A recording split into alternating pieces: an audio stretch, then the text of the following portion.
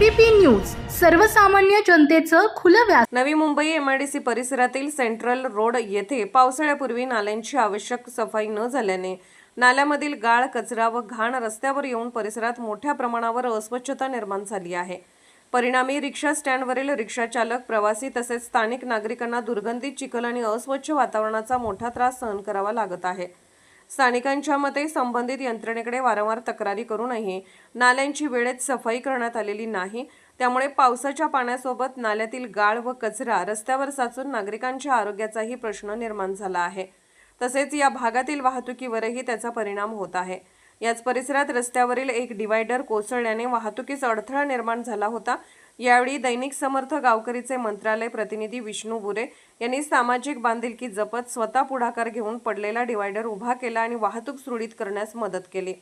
त्यांच्या या तत्परतेमुळे संभाव्य अपघात टळल्याची भावना नागरिकांनी व्यक्त केली। मात्र संबंधित विभागाकडून या समस्यांकडे दुर्लक्षित होत असल्याचे चित्र दिसून येत आहे।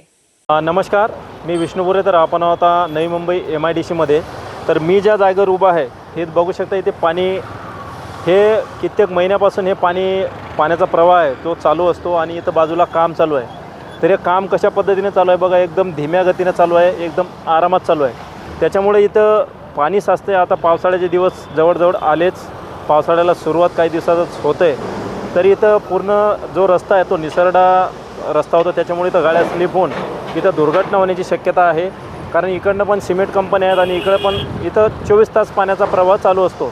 इथं वाहन चालकांना मोठ्या प्रमाणात सामना करावा लागतो। तर हे बघू शकता, कॉन्ट्रॅक्टरचं काम इथं मोठ्या प्रमाणात गाळ साचलेला आहे, कारण इथं गाड्या स्लिप होऊ शकतात।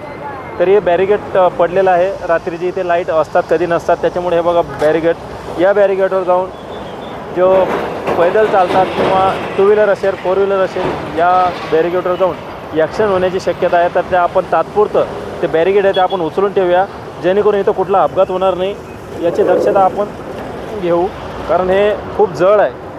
आता हे आपण तात्पुरत्या स्वरूपात हा उभा केलेला आहे, जेणेकरून इथं कुठला अपघात होणार नाही। हे बघू शकता इथे किती मोठ्या प्रमाणात गाड्यांची ये जा चालू असते, कारण इथं कुठल्याही प्रकारची साफसफाई केली जात नाही आणि या पाण्याचा प्रवाह व्यवस्थितरित्या केलेला नाही। तर आपण हे चेंबर दाखवूया, कारण हे चेंबर या चेंबरमध्ये पाणी न जाता पाणी थेट रस्त्यावर चाललेलं आहे। तर या चेंबरचा फायदा काय आहे, हे कुठले इंजिनियर होते त्यांना माझं मनापासून धन्यवाद। कारण इथं जो चेंबर आहे याच्यावर वरती चढाण केलं आणि दोन्ही साईडला इकडून वरती आणि इकडून हे खालती आहे, हे पूर्ण पाणी रोडवर चाललेलं आहे। ते पाणी दाखवतो तुम्हाला, हे बघू शकता त्या वरती आहे, त्याच्यामुळे इथं पाणी जात नाही। हे बघू शकता, हा चेंबर पूर्ण भरलेला आहे। हे तुम्हाला मी चेंबर दाखवतो, हे बघा हातानं पाणी आहे, हे बघा। हे याची किती साफसफाई झाली, हे नवी मुंबई एमआयडीसी, नवी मुंबई महानगरपालिका याची चौकशी करणार का?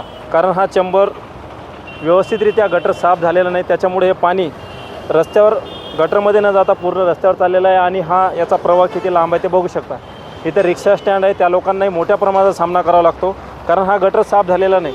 तर अजूनही इथं दाखवतो आपण, काही रिक्षा चालक पण आहेत, त्यांचं इथं रिक्षा स्टँड आहे, तर त्यांनाही किती मोठ्या प्रमाणात समस्येला सामोरे जावं लागतं हे तुम्ही बघू शकता। कारण हे बघू शकता, इथं रिक्षा स्टँड आहे, इथं जे पॅसेंजर येतात त्यांनाही त्रास आहे आणि जे रिक्षा चालक मालक आहेत त्या बांधवांना इथं मोठ्या समस्येला सामोरे जावं लागतं।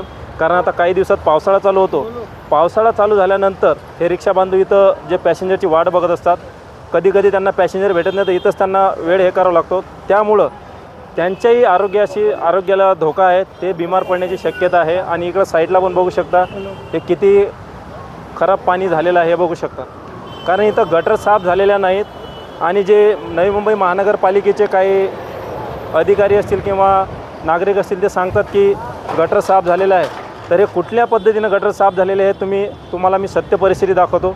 आता माझ्याकडे कुठल्याही प्रकारची काठी नाही आहे आणि काठी जर असते तुम्हाला सत्य परिस्थिती मी दाखवली असते। एक मिनटं दाखवतोच तुम्हाला, थांबा। कारण हा गटर आहे, हे बघू शकता इथं गटर आहे आणि गटरातलं पाणी हे रस्त्यावर येते, गटरात न जाता रस्त्यावर येते। तर हे साफसफाई केली का खरोखर या लोकांनी, हे बघू शकता।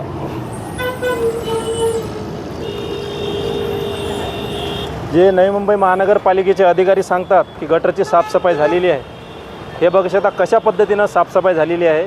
कारण हा फक्त जनतेला त्रास आहे. इथं येणारे जाणारे नागरिक आहेत, कंपन्या आहेत. आता काही दिवसात पावसाला सुरुवात होते आणि हा रस्ता पावसाने पूर्ण भरलेला असतो. त्याच्यामुळं नवी मुंबईकरांचं जे आरोग्य आहे ते धोक्यात येण्याची शक्यता आहे. अजून पुढे त्याला तुम्हाला दाखवतो की कशा पद्धतीने या लोकांनी गटर साफ केलेले आहेत.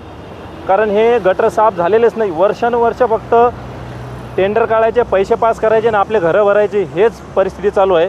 कारण हे बघू शकता, पूर्ण पाणी जायला जागाने थोडं जवळ या. हे बघा, हे ओरडून सांगतात फक्त याची साफसफाई आहे, फक्त पेपरवर आहे. आणि सत्य परिस्थिती जी आहे, हे बघा, हे गटर, हे बघा, कारण हे साफ झालेलंच नाही. कारण हे गटर कधी आयुष्यात या लोकांनी खोललं नाही, फक्त बांधकाम करायचं आणि हे करायचं. हे बघा, कुठल्याही प्रकारचं इथे साफसफाई झालेली नाही, फक्त पेपरवर साफसफाई झालेली आहे. पण याचा त्रास भविष्यात नवी मुंबईकरांना होतो. कारण माझी सर्व नवी मुंबई महानगरपालिका आयुक्त साहेब त्यांना विनंती आहे की हा जो टेंडर आहे कोणाकडे आहे, कोण अधिकारी आहे, कोण सुपरवायझर आहे, कोण कॉन्ट्रॅक्टर आहे, त्याची शहानिशा करून त्याच्यावर तात्काळ कारवाई करावी, जेणेकरून नागरिकांना कुठल्याही प्रकारचा त्रास होऊ नये याची दक्षता नवी मुंबई महानगरपालिका, नवी मुंबई MIDC घ्यावी, ही नम्र विनंती. धन्यवाद.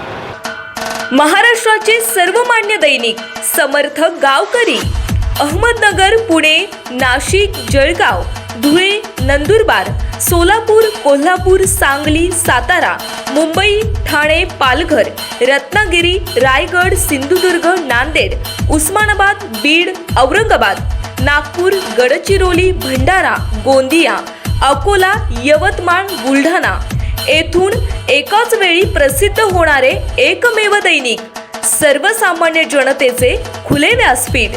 संपादक आहेत विश्वासराव आरोटे. मोबाईल नंबर आहे 94 23 38 85 08. दुसरा मोबाईल नंबर 94 23 46 72 72. तिसरा मोबाईल नंबर 75 88 15 0001. वेबसाईट आहे sgavkari.com. मेल ID आहे AKLgavkari@gmail.com.